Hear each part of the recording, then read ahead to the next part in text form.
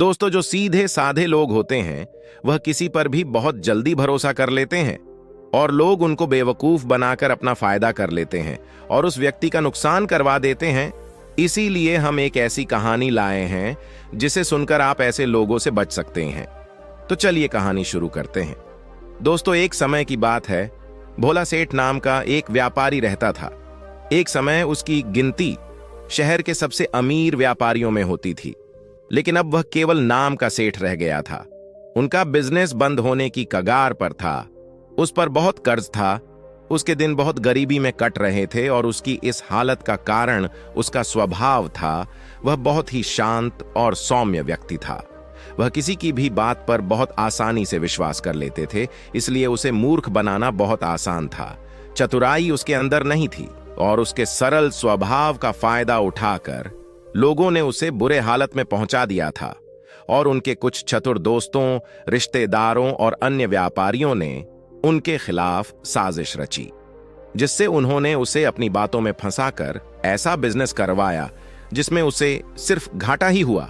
भोला सेठ इन चालाकियों को समझ नहीं पा रहा था, लेकिन अब जब वह टूट गया तब उसे अपनी गलतियों का एहसास हुआ और उसे लोगों द्वारा दिए गए धोखे के बारे में पता चला और जिन लोगों को वह अपना समझता था उनकी सच्चाई सामने आ गई। भोला सेठ अब दिन भर धोखे और अपनी हालत के बारे में सोचता रहा और खुद को कोसता रहा, जिसके कारण अब उसके दिन बहुत तनाव और उदासी में बीत रहे थे। उसकी पत्नी से उसका अक्सर झगड़े होते रहते थे और उसके घर पर कर्ज मांगने वालों की भीड़ रोज आती रहती थी। एक दिन अपनी हालत से परेशान होकर उसने आत्महत्या करने का फैसला किया और वह आत्महत्या करने के लिए एक पहाड़ी की ओर चल पड़ा, लेकिन रास्ते में उसे एक महात्मा का आश्रम दिखाई दिया। आश्रम में बहुत शांति और सुकून था। सेठ ने देखा कि महात्मा के सामने कुछ लोग बैठे हैं और उनसे अपनी समस्याओं का समाधान पूछ रहे हैं। यह देखकर सेठ को भी जिज्ञासा हुई और उसने आश्रम से बाहर आ रहे एक व्यक्ति को रोका और महात्मा जी के बारे में पूछा। व्यक्ति ने व्यापारी से कहा कि वह महात्मा आसपास के सभी कस्बों और गांवों में अपनी बुद्धि के लिए बहुत प्रसिद्ध है। वह लोगों की बड़ी बड़ी समस्याओं को अपनी बुद्धि से आसानी से सुलझा देते हैं। यह लोगों के मन की बात जानने और उनके झूठ को पकड़ने में माहिर है, क्योंकि इन्होंने मानव स्वभाव के बारे में गहराई से अध्ययन किया है और इसको समझने में महारत हासिल कर ली है। यह किसी को भी अपनी बात पर सहमत करने के लिए चुटकुलों का खेल है, इसीलिए उन्हें चतुर संत कहा जाता है। यदि आपको कोई समस्या हो तो आप उनसे समाधान पूछ सकते हैं। यह कहकर वह व्यक्ति चला गया। इसके बाद वह व्यापारी चुपचाप महात्मा की भीड़ के पीछे बैठ गया और अपनी बारी का इंतजार करने लगा। शाम को सारी भीड़ चली गई। अब सेठ की बारी थी। उसने महात्मा को प्रणाम किया और दुखी मन से अपनी सारी घटना बताई। महात्मा ने सेठ की बात बहुत ध्यान से सुनी और फिर शांत स्वर में उत्तर दिया, इंसान को इतना भोला नहीं होना चाहिए कि हर किसी की बातों पर विश्वास कर ले और जो दूसरे लोग कहें वही करना शुरू कर दें। व्यक्ति के अंदर थोड़ी सी समझ और चतुराई का होना बहुत जरूरी है। इसलिए नहीं कि वह दूसरों का फायदा उठा सके या उन्हें बेवकूफ बना सके, ताकि वह खुद को दूसरे चतुर लोगों की चालों से बचा सके, खुद को नुकसान से बचा सके और दूसरे जरूरतमंद लोगों की मदद कर सके। आज मैं आपको समझाऊंगा कि आप लोगों से जो चाहते हैं वह कैसे प्राप्त कर सकते हैं। तुम्हें कुछ तरीके सिखाऊंगा जिसका उपयोग आप लोगों और परिस्थितियों को नियंत्रित करने के लिए कर सकते हैं। आज आपको यह भी पता चल जाएगा कि धोखेबाज लोगों को कैसे पहचानें और उनसे खुद को कैसे बचाएं, और आप एक साधारण इंसान से समझदार इंसान कैसे बन सकते हैं। लेकिन आज जो मैं आपको बताने जा रहा हूं उसका इस्तेमाल किसी गलत काम के लिए न करें, केवल अपनी और दूसरों की सुरक्षा के लिए इस्तेमाल करें। बस मेरी बातों को ध्यान से सुनें। जिस दुनिया में हम रहते हैं वहां आपको कुछ चतुर लोग मिलेंगे जो अपनी जीविका चलाने के लिए भोले भाले लोगों का इस्तेमाल करते हैं। अब आप इन लोगों को कैसे पहचानते हैं जो अधिक बातें समझाते हैं? आपको उन पर ध्यान देना चाहिए, क्योंकि ये लोग विश्वास की कमी को पूरा करने के लिए बहुत सारे शब्दों का उपयोग करते हैं। इसलिए आपको उन पर ध्यान देने की जरूरत है, क्योंकि वे अपने झूठ से आपको बेवकूफ बनाने की कोशिश कर रहे हैं। जो लोग एक ही बात के बारे में बार बार बात करते हैं वे झूठे हो सकते हैं। ऐसे लोग कई उदाहरण और जानकारी देते हैं ताकि आप उनकी बातों पर भरोसा कर सकें।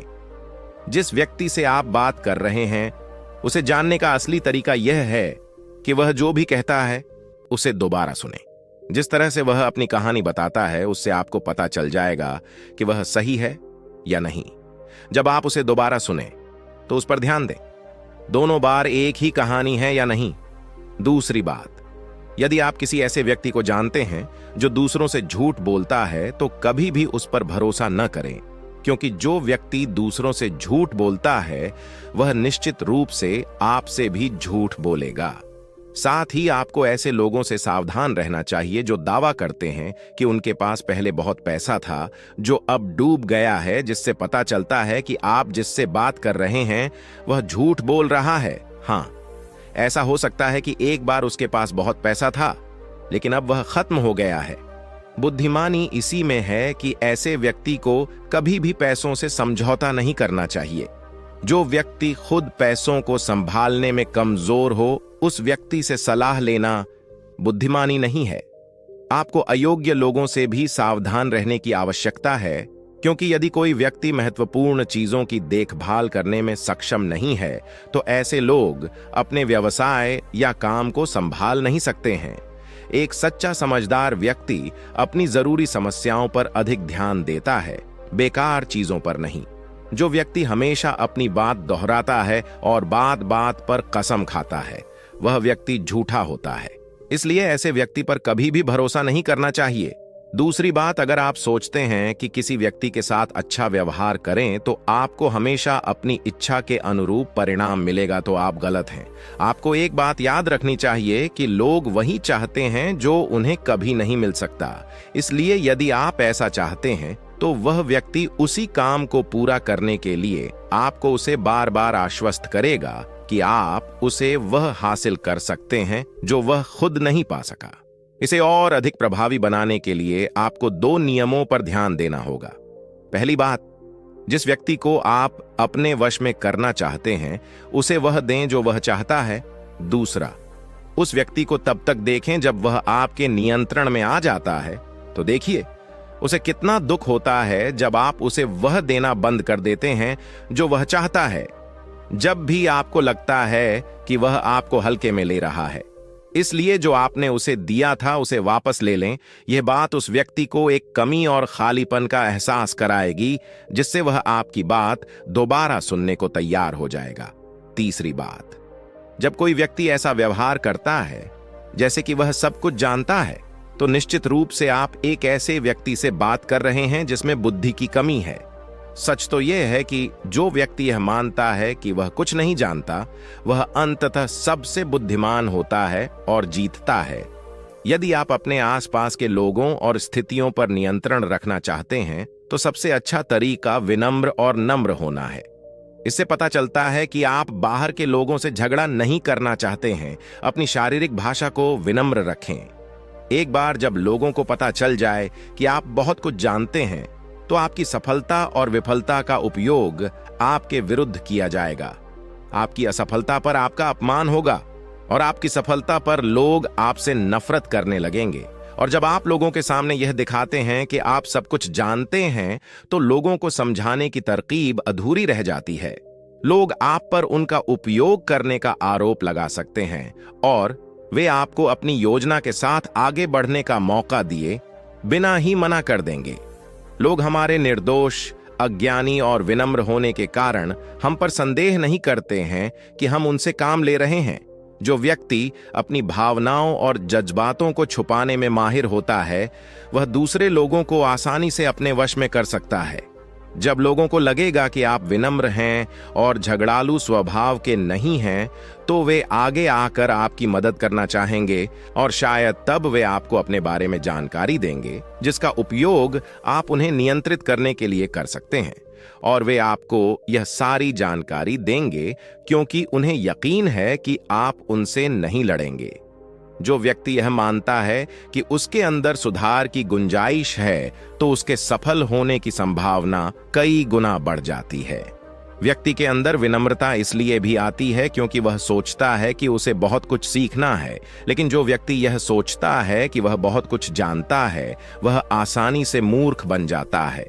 साथ ही एक गृहस्थ होने के नाते आपको इस बात पर भी ध्यान देना चाहिए कि आपका पैसा कहां जा रहा है, और उस मेहनत की कमाई को तब तक खर्च न करें जब तक आपको उस पैसे के बदले में वह न मिल जाए जो आप चाहते हैं। इसका मतलब यह है कि अगर आप सामान लिए बिना पैसे देते हैं तो धोखा मिलने की संभावना बढ़ जाती है। ऐसा भी हो सकता है कि अगर किसी ने आपका पैसा पहले ही ले लिया है तो वह अपना वादा नहीं निभाएगा, इसलिए सुरक्षित रहने के लिए उस व्यक्ति को पैसे देने से पहले सावधानी बरतें। जो चीज आप उससे पाना चाहते हैं उसे प्राप्त करें। चौथी बात, लोगों को समझाने का सबसे अच्छा तरीका यह जानना है कि आप किसका मन बदल सकते हैं और किसका नहीं। यह 100% सत्य है कि आप किसी के मन को अपने अनुसार तब तक नहीं चला सकते जब तक वह आपको पसंद न करता हो। इसलिए जो लोग आपको पसंद करते हैं और आपका सम्मान भी करते हैं, उन्हें अपने तरीके से चलाने की कोशिश करें, लेकिन सही चीजों के लिए इस बात का ध्यान रखें। यदि आप किसी ऐसे व्यक्ति के मन में हेरफेर करने का प्रयास करते हैं जो आपको पसंद नहीं करता है, अगर आप मुझे पसंद करते हैं तो आपका सारा समय और धैर्य बर्बाद हो जाएगा। इसके अलावा जब भी आप ऐसे व्यक्ति को बदलने की कोशिश करेंगे तो वह आपसे बहस करेगा। चाहे आप कुछ भी करें, आप कभी भी ऐसे व्यक्ति के मन को नहीं बदल पाएंगे। इसलिए आपको अपनी बहस शुरू होने से पहले ही प्रयास करना बंद कर देना चाहिए और याद रखना चाहिए कि केवल आप ही उन लोगों को बदल सकते हैं जो आपको पसंद करते हैं और आपका सम्मान करते हैं। इसीलिए यदि आप किसी को बदलना चाहते हैं तो सबसे पहले इसके साथ अच्छे संबंध स्थापित करें और इससे दोस्ती करें। इतना कहकर महात्मा कुछ देर रुके और फिर आगे कहने लगे, अब मैं तुम्हें कुछ ऐसी तरकीबें बताऊंगा जिनका प्रयोग करके चतुर और धोखेबाज लोग दूसरों को मूर्ख बनाते हैं और उनका गलत इस्तेमाल करते हैं। पहला तरीका, जब किसी चतुर व्यक्ति को अपना काम निकालना होता है तो वह अपने इरादे पूरी तरह छिपा कर रखता है, अर्थात वह झूठ बोलता है, सबसे महत्वपूर्ण बात छिपाता है और केवल उतना ही कहता है जितना वह चाहता है कि हम जानें।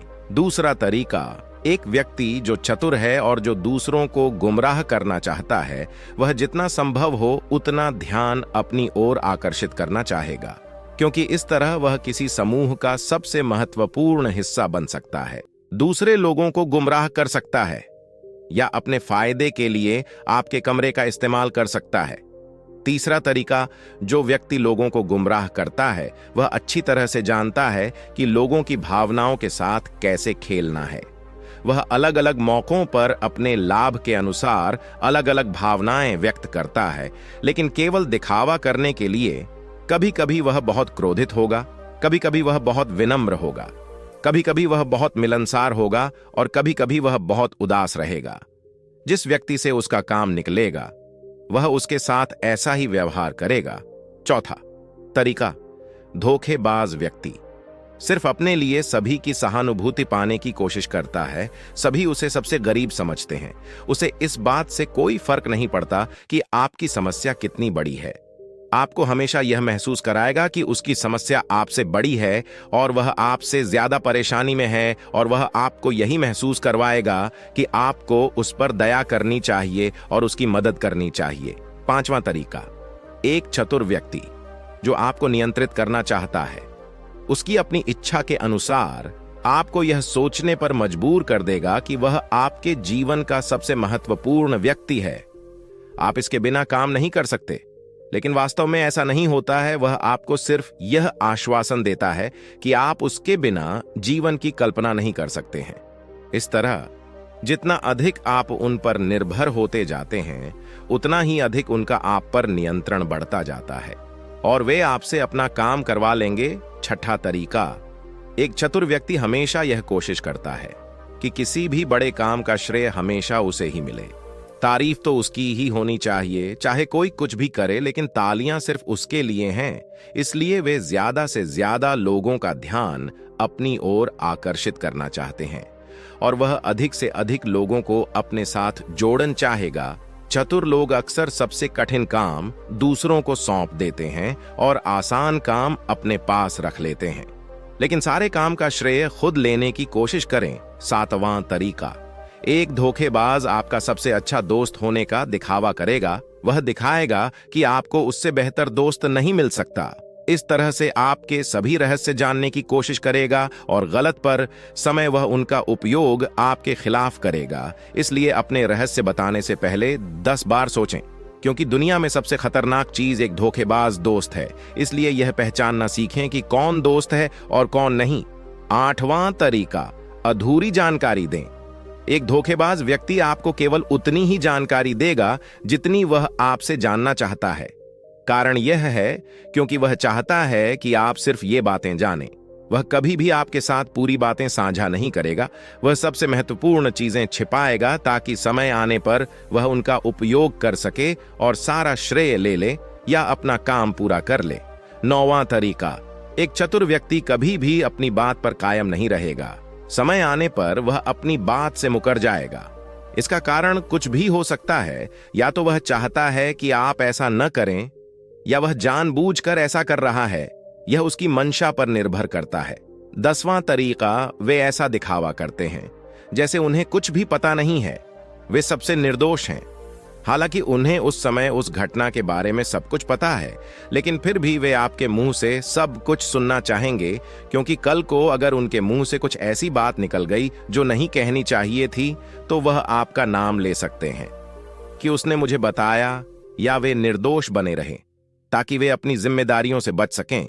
जितना उन्हें मिल सकता था उससे अधिक काम के बोझ से दूर रहें। वे जानबूझकर ऐसा करते हैं ताकि कोई उन पर ध्यान न दे और वे महान चीजों से बच सकें। 11वां तरीका, दूसरों पर उंगली उठाना या दोष देना।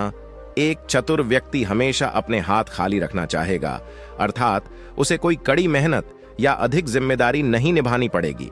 इसलिए मैं दूसरों पर उंगली उठाता रहता हूं कि मुझे यह काम ठीक से नहीं आता। वह इस बात को भली भांति जानते हैं। यह दूसरी स्थिति यह आती है कि कहीं न कहीं उनकी पोल खुल जाती है या इज्जत सामने आ जाती है, फिर भी वे अपनी गलती का दोष दूसरों पर मढ़ देते हैं। 12वां तरीका, एक धोखेबाज हमेशा झूठी तारीफ करेगा। वह केवल वही कहेगा जो दूसरा व्यक्ति उससे सुनना चाहता है, और वह ऐसा तब तक करेगा जब तक उसका काम पूरा न हो जाए। इसके बाद वह लोगों के सामने उसी व्यक्ति की आलोचना करेगा। 13वां तरीका, वह आपके फैसलों को नियंत्रित करने की कोशिश करेगा। सबसे पहले एक धोखेबाज और चालाक व्यक्ति बनने की कोशिश करेगा, आपका सबसे अच्छा दोस्त और शुभचिंतक। उसके बाद जब उसे विश्वास हो जाएगा कि आपने उस पर आंख मूंद कर भरोसा करना शुरू कर दिया है, तो वह आपके फैसले खुद लेने की कोशिश करेगा। वह आपको यह महसूस कराएगा कि उसने आपके लिए जो फैसले लिए हैं उससे आपको फायदा होगा। चतुर व्यक्ति को फायदा होने वाला है। तो ये थे वो तरीके जिनसे आप लोगों को अपनी बात मनवाने के लिए इस्तेमाल कर सकते हैं और चतुर और धोखेबाज की पहचान कर सकते हैं और आप उनसे बच सकते हैं। भोला सेठ को सभी उत्तर मिल गए। उन्होंने महात्मा को उनकी बहुमूल्य जानकारी के लिए धन्यवाद दिया और अपने घर वापस लौट आए। तो दोस्तों, उम्मीद है कि आपको इस वीडियो से कुछ अच्छा सीखने को मिला होगा। इसलिए अगर वीडियो पसंद आया हो तो वीडियो को लाइक करके चैनल को सब्सक्राइब कर लीजिएगा, ताकि हमारे सभी अच्छे वीडियो आप तक तुरंत पहुंचे।